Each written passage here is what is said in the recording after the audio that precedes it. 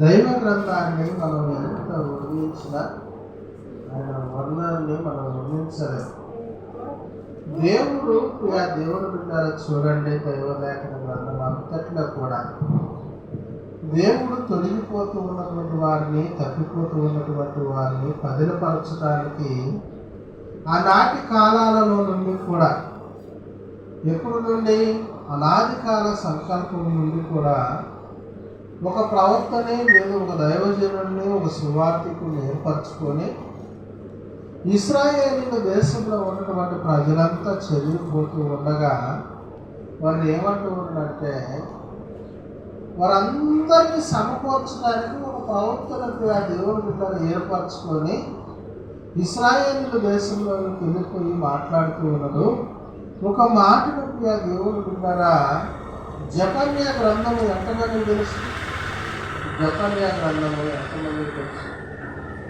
జెఫన్యా గ్రంథంలో జెఫన్యా భక్తుడు మాట్లాడుతూ వెళ్ళిపోయిన మాట బైబిల్ తెరవండి. సీరియల్ ప్రకారంగా చూస్తే మీకు పాత నిబంధన గ్రంథంలో దొరికింది ఒక మాట. జెఫన్యా గ్రంథం అనేది మీకు దొరుకుతుంది. ఇది దేని పక్కన చెప్తున్నాం? హబక్కూకు పక్కన దొరికింది. జెఫన్యా గ్రంథము హబక్కూకు పక్కన దొరికింది.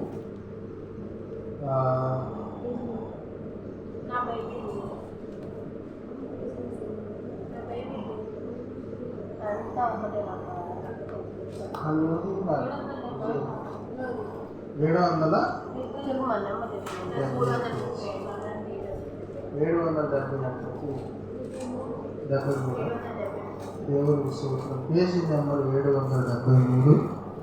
ప్రియులైనటువంటి దేవుని బిడ్డలారా, మొదటి అధ్యాయం మొదటి వచనాలు చదువుతూ 2వ అధ్యాయము మొదటి వచనాలు చదవండి.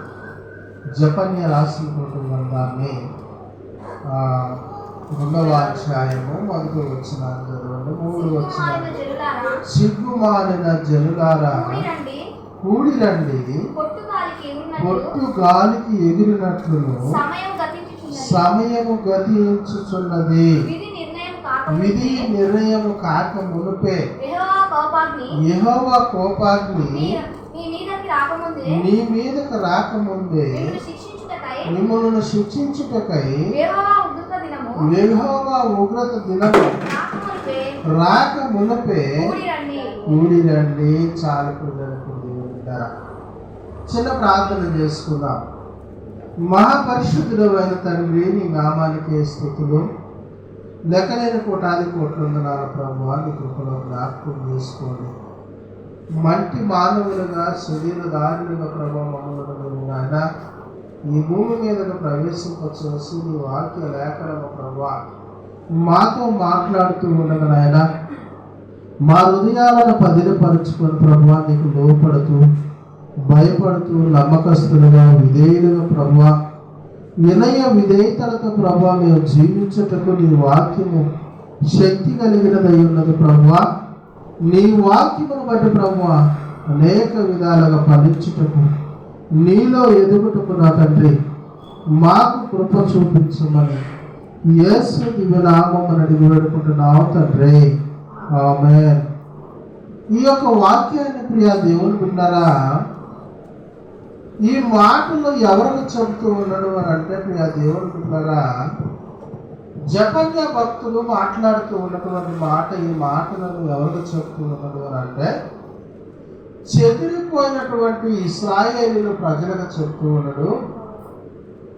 ఏరొక నామమునందు మీరు సంతోషించలేరు, ఏరొక దేవుని యందు మీరు సంతోషించలేరు, కానీ భూమి మీద ఉన్నటువంటి సర్వ ప్రజలు సర్వ మానవాళి గుర్తించాల్సింది ఏంటి అని అంటే, శక్తి కలిగినటువంటి దేవుడు ఎవరు అని అంటే యెహోవా అయినటువంటి మన దేవుడు మనందరినీ రక్షించగలిగిన వాడు.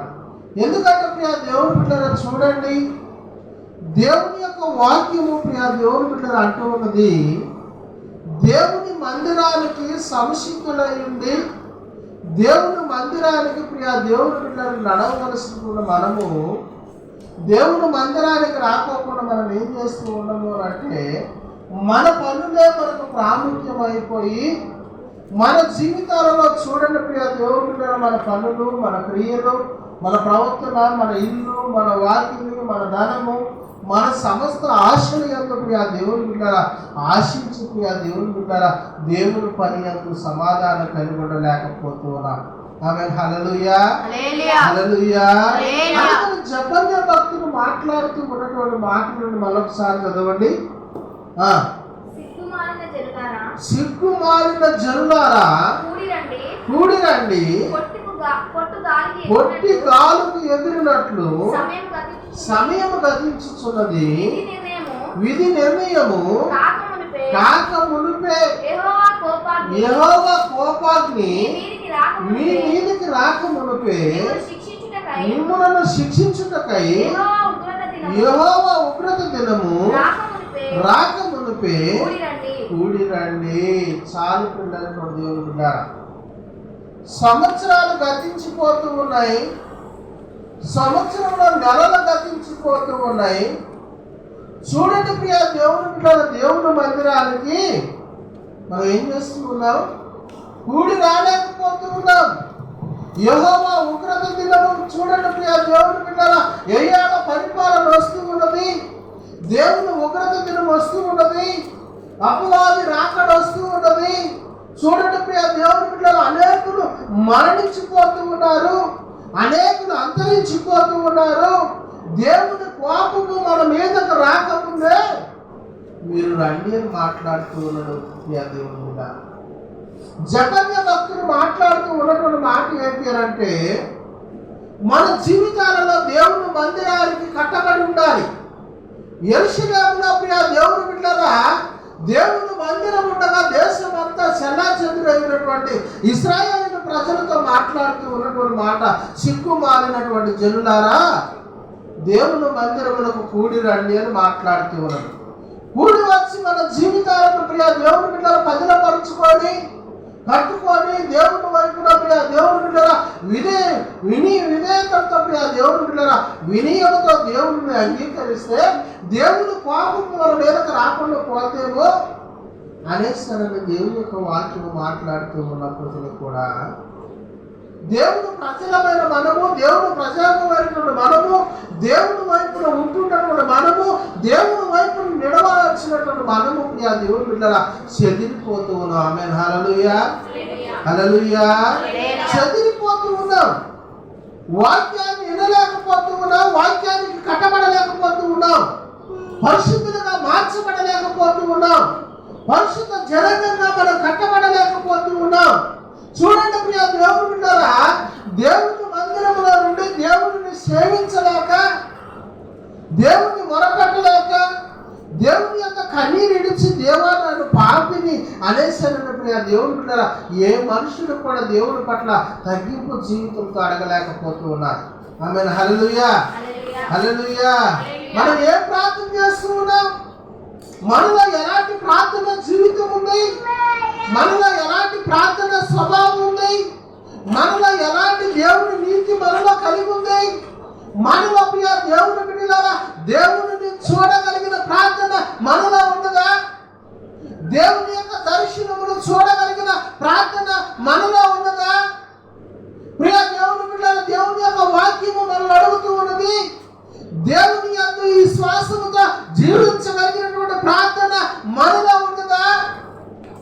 ఒక విశ్వాసము ప్రియ దేవుని బిడ్డలారా దేవుడు అడుగుతూ ఉన్నాడు. పరలోకం కోసం దేవుని నమ్ముకున్నవా, లేకపోతే మన సొంత సంతోషాల కోసం మనం దేవుని నమ్ముకున్నవాడిని? చెప్పండి, మనం ఒక మాట చెప్పాలి. దేనికోసం మనం నమ్ముకున్నాం దేవుణ్ణి? దేవుణ్ణి అంగీకరించేది చూడండి. లోకంలో ప్రియ దేవుని బిడ్డల మనుషులు దేవుని ప్రేమిస్తూ ఉంటారంటే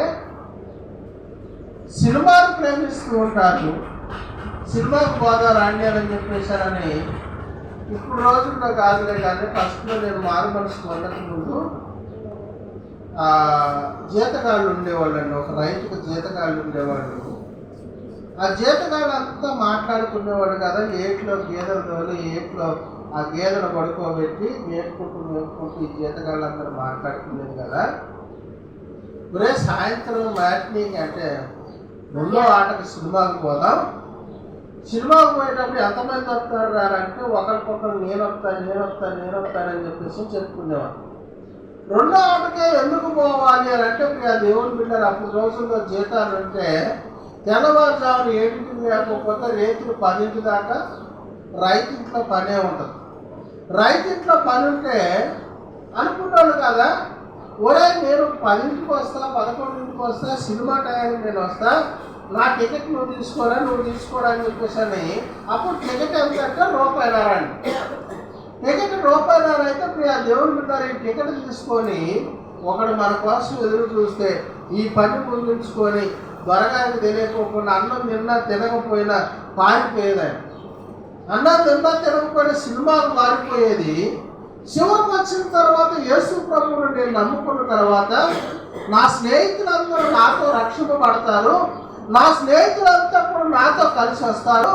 అప్పుడు రోజుల్లో ప్రియ దేవుడు బిడ్డారా, మా తాతను ₹5 అడిగితే ₹10 ఇచ్చేవాడు. నాకు 10 మందిని సినిమా చేసుకుపోయినా మేము బొంగులు కొనుక్కుంటే ఇంటి 2 కేజీలు 3 కేజీలు బొంగులు వచ్చేదాన్ని. ఆ బొంగులన్నీ కొనుక్కోని ప్రియ దేవుని బిడ్డారా సినిమా హాల్కి వెళ్ళిపోయి ప్రియ దేవుని బిడ్డారా ఆ సినిమా హాల్లో కూర్చుంటే ప్రియ దేవుని బిడ్డారా ఒక మాట కాదు సమస్త చెడ్డ క్రియలన్నీ ప్రియ దేవుని బిడ్డారా స్నేహితుల మధ్యలో నిలిచిపోయేది. కానీ ప్రియ దేవుని బిడ్డారా యేసుక్రీస్తు ప్రభువారిని నమ్ముకుంటే, అయ్యా యేసు ప్రభువారిని నమ్ముకున్న నేను వాడనే ప్రియ దేవుని బిడ్డారా ఒక అంటువ్యాధి వస్తే తప్పుకుంటారు చూడండి. అంటువ్యాధి వస్తే తప్పుకున్నాడు చూసి తప్పుకున్నారండి స్నేహితులందరూ. ఆమేన్ హల్లెలూయా హల్లెలూయా. దేనికి తప్పుకున్నారు?